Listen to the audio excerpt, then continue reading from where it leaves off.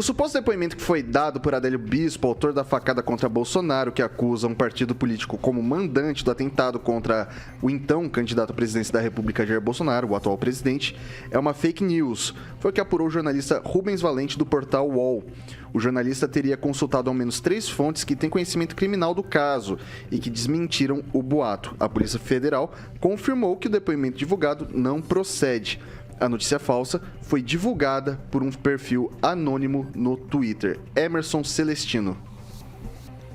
O perfil é anônimo, né? Quem acredita e divulga isso está caindo numa fake news de um anônimo, né? A matéria mesmo já se diz por ela mesma. Né? Quanto ao crime, tem que ser investigado, né? Que faz 3 anos que está aí sem mandante. As provas do crime estão na Polícia Federal e agora cabe à Polícia Federal descobrir quem é o mandante. É simples assim, né? A quebra de sigilo dos advogados, que até agora, né, não foi feita ainda pelo STF, que não deixou. Então, a investigação tem que continuar, porque precisa saber quem que mandou matar, né, o candidato a presidente Jair Messias Bolsonaro. Agora não tem mais dúvida, né, de facada, né? Eu acho que ninguém mais tem essa dúvida. Não é possível que depois dessa fake news aí alguém tenha dúvida ainda de facada. Paulo Vidigal. Bom, eu acho que isso vem até de encontro a uma coisa que tem acontecido nos últimos dias. Eu tenho recebido no meu telefone o aumento de fake news. Pessoas enviando fake news, inclusive pessoas que até me surpreendem, que eu não imaginava que enviariam esse tipo de fake news. Especificamente com respeito a essa questão do Adélio Bispo, esse processo ele já foi desarquivado por 2 vezes, houve uma investigação, houve um julgamento. Nesse julgamento que correu tudo em segredo de justiça, esse julgamento ele foi condenado. Esse julgamento, essa investigação ficou claro que não foi nenhum partido político que esteve envolvido nisso, e ficou claro também que ele tem um problema de saúde mental. Ele foi declarado doente mental pela justiça. Então, na verdade, o que está acontecendo, no meu ponto de vista, é uma tentativa de levantar a questão da facada no momento que o atual presidente, candidato à reeleição, percebe, tem conhecimento que está muito mal nas pesquisas e levanta novamente a questão da facada como uma possibilidade de trazer isso à discussão. Mas esse fato, acredito que poucas pessoas devem acreditar nesse tipo de coisa. Mas no partido do presidente, nem de nenhuma rede social do presidente. Isso foi num site Anonymous, né? A pauta está bem clara, né? A chamada, um site Anonymous. Então, foi um perfil anônimo. Quem propagou isso daí, né, caiu numa fake news. Você sabe qual rede anônimo social que foi divulgado? Não tem lógica. Não, isso. porque é o seguinte, o Anonymous é um grupo internacional que tem uma célula brasileira.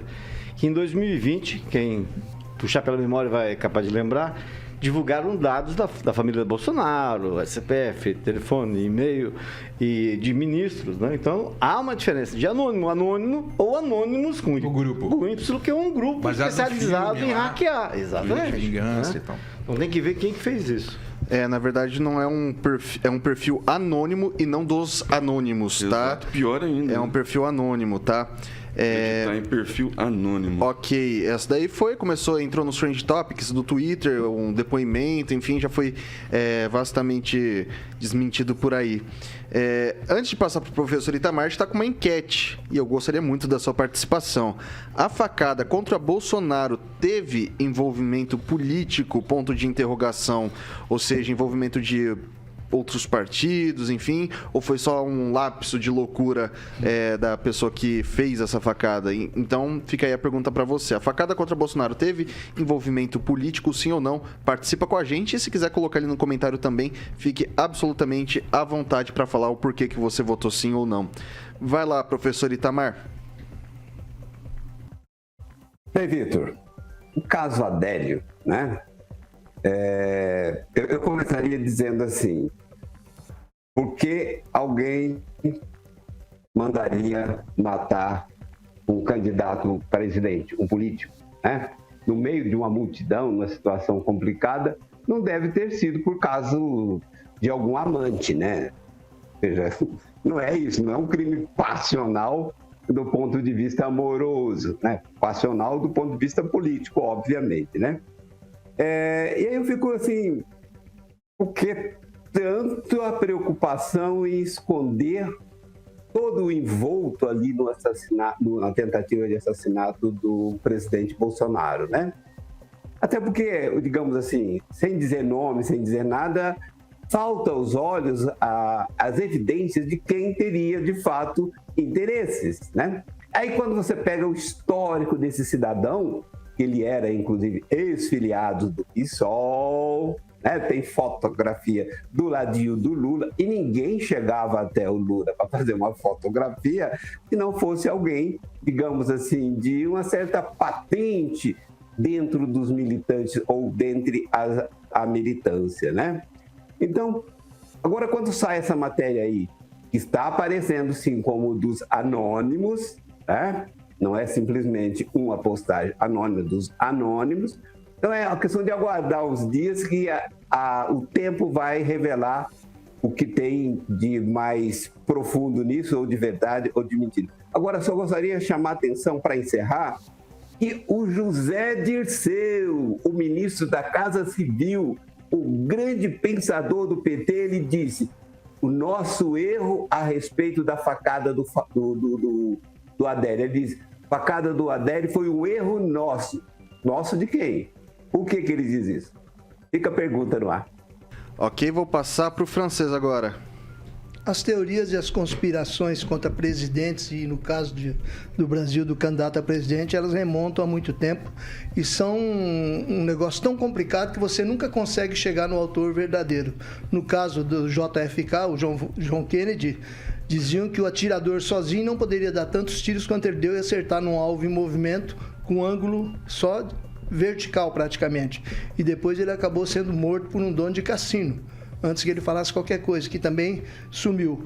Até hoje se diz que o Getúlio Vargas não se suicidou, quando a notícia seria essa. E no caso do Adélio Bispo dos Santos, se ele é maluco, ele faz parte daqueles militantes malucos de partidos que você não sabe o que vão fazer. O PSOL, cá entre nós, é um partido que tem gente bem de quadros extremos, às vezes, né? Então, ex-militante do PSOL, quem diz se ele faz parte ou não de uma conspiração agora, ele continua acobertado por essa maluquice aí, e não é um maluco beleza igual o Raul Seixas, não. Ele é um sujeito que ele tem culpa. Agora, não se sabe se é real, maluco real ou não. Não sei se a gente vai saber um dia também. Rigon. Já foram feitos, inclusive, exames por ambas as partes, né? Tanto de quem... Todos os lados fizeram e atestaram que realmente o rapaz é doente. Ele estava afastado da família à época, não tinha relacionamento nenhum com a família. Ele chegou, você vê, o Brasil tem hoje, né? Antes tinha menos, tinha 290. Hoje tem 348 clubes de tiro. Ele encontrou-se com Carlos Bolsonaro e o Eduardo Bolsonaro num clube de tiro em Santa Catarina. É muita coincidência. Muita coincidência. Então, a gente não... Se você apostar em teoria da conspiração, você tem 1000 caminhos para ir. Agora...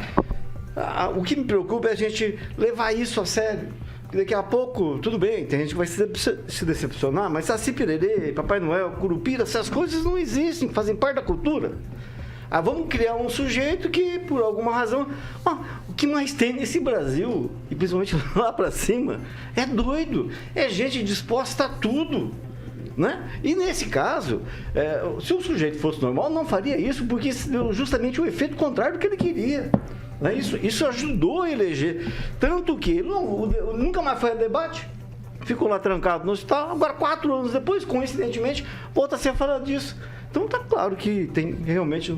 Não vamos pelo lado da teoria da conspiração, porque senão vai ter muita coisa para inventar. Permite um pequeno... Não se deixou de falar nisso, né, Rigon? Continuam se falando. O presidente já fez 7 cirurgias, então ele não esqueceu disso, né? O problema é que a justiça é morosa, o STF não abriu o sigilo dos advogados, então, para quem levou, a facada, não foi esquecido. Né?